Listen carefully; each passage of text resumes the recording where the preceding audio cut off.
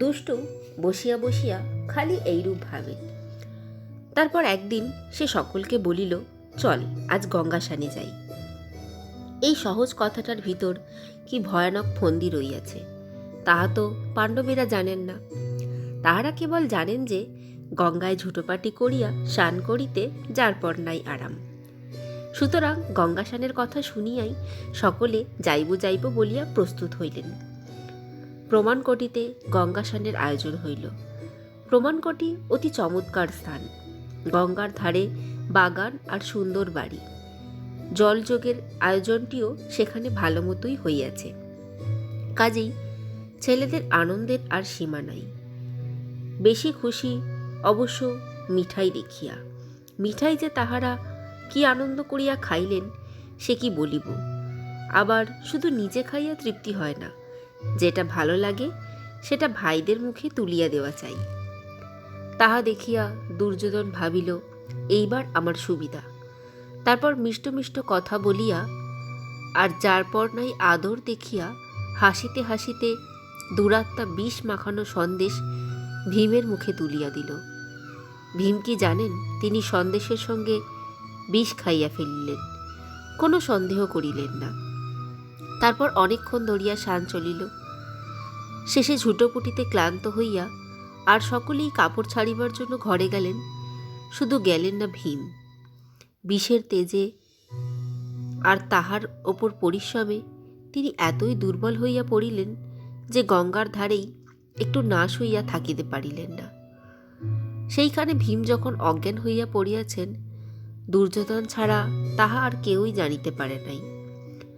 ভীম অজ্ঞান হইতেই সেই দুষ্টু লতা দিয়া তাহার হাত পা বাঁধিয়া তাহাকে জলে ফেলিয়া দিল। ভীম জলে ডুবিয়া গেলেন। কিন্তু ভগবান যাহাকে রাখেন, হাজার দুষ্টু লোক মিলিয়াও তাহাকে মারিতে পারে না। ভীম ডুবিলেন বটে, আর অন্য স্থানে পড়িলে তিনি মারিয়াও যাইতেন, তাহাতে ভুল নাই। কিন্তু তাহাকে যেখানে ফেলিয়েছিলেন ঠিক সেইখান দিয়া ছিল পাতালে যাইবার পথ, যেখানে সাপেরা আর তাহাদের রাজা বাসুকি থাকেন। ভীম সেই পাতালের পথ দিয়া ডুবিতে ডুবিতে একেবারে সেই সাপের দেশে গিয়া পড়িয়েছেন। আর পড়বি তো পর একেবারে কতগুলি সাপের ঘাড়ে। সে বেচারারা তাহার চাপে তখনই চ্যাপ্টা হইয়া গেল। তখন যে ভারী একটা গোলমাল হইল তাহা বুঝিতেই পারো। সাপের দল মহারাগে আসিয়া ভীমকে সে কি ভয়ানক কামড়াইতে লাগিল, তাহা আর বলিবার নয়। ইহাতে কিন্তু ভীমের ভালোই হইল, কেননা ভীমকে যে বিষ খাওয়ানো হইয়াছিল সাপের বিষই হইতেই তাহার ওষুধ। কাজেই সাপের কামড়ে ভীমের গায়ের বিষ কাটিয়া গেল। ভীম চক্ষু মেলিয়া উঠিয়া দেখেন, এ কি আশ্চর্য ব্যাপার। যখন তিনি 2 মিনিটের মধ্যে বাঁধন ছিঁড়িয়া কিলচরের গায়ে সাপের বাচ্চাদের কি দুর্দশাই করিলেন, সে কিল যাহারা খাইল তাহারা তো মরিয়াই গেল।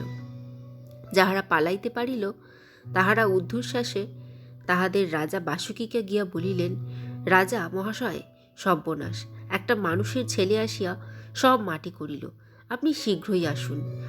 একথা শুনিয়াই বাসুকি ছুটিয়া আসিতে লাগিলেন। ব্যাপারখানা কি? আসিয়া দেখেন আশ্চর্য, এ যে ভীম। আরে তাই তো, ও ভীম, তুমি যে আমার নাতির নাতি।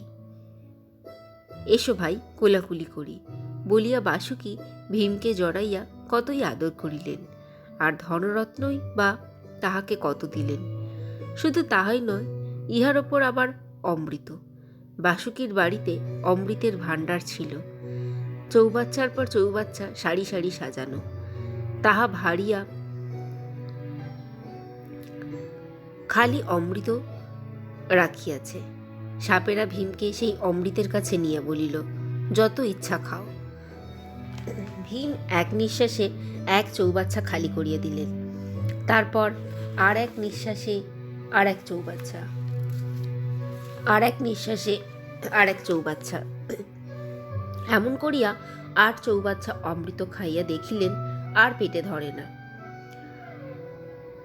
যেমন খাওয়া তেমনি বিশ্রামটিও তো চাই। ভীম ৮ চৌবাচ্চা অমৃত খাইল।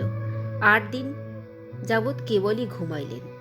যুধিষ্ঠির স্নান করিয়া বাড়ি ফিরিয়ার সময় ভীমকে দেখিতে পাইলেন না বটে, কিন্তু সেজন্য তাহার মনে বেশি চিন্তা হইল না।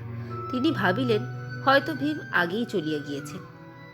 বাড়ি ফিরিয়া মাকে প্রণাম করিয়া যুধিষ্ঠির জিজ্ঞাসা করিলেন, মা, ভীম যে আমাদের আগে চলিয়া আসিছে, তাহাকে তো দেখিতেছি না। তুমি কি তাহাকে কোথাও পাঠাইছ? একথা শুনিয়াই কুন্তী নিতান্ত ব্যস্তভাবে বলিলেন, সে কি কথা বাবা, আমি তো ভীমকে দেখিতে পাই নাই। হায় হায়, কি হইবে, শীঘ্র তার খোঁজ করো। তখনই বিদুরকে ডাকানো হইল। বিদুর যুধিষ্ঠিরের কাকা হন। এমন সরল সাধুলোক পৃথিবীতে খুব কমই জন্মিয়াছে। বিদুর আসিলে কুন্তী সকল কথা তাহাকে জানাইল। শেষে বলিল, বুঝিবা দুর্যোধনই আমার ভীমকে মারিয়া ফেলিল। ও দুষ্ট ভীমকে বড়ই হিংসা করে।